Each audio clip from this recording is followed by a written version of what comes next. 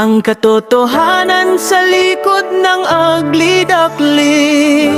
Noong bata pa tayo, itinuro sa atin ang kwento ng Ugly duckling ay tungkol sa isang pangit na sisiw na kalaunan ay naging isang magandang swan. Parang himala ng pagbabago at pagtitiis.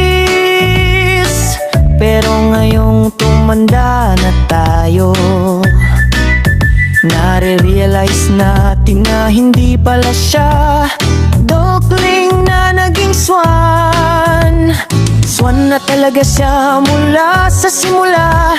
Naligaw lang siya sa lugar kung saan hindi siya nababagay.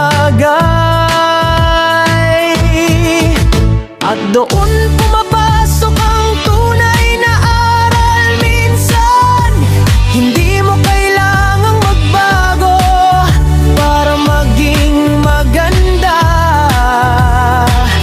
Dahil maganda ka na talaga, hindi lang nakikita ng mga tao sa maling paligid.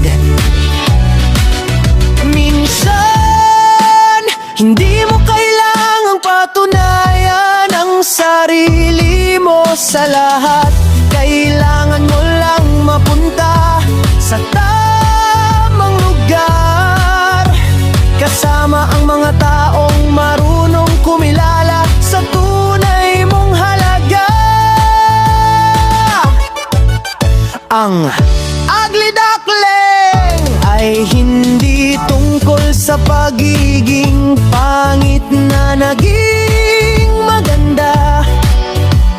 Ito ay tungkol sa pagtuklas kung sino ka talaga.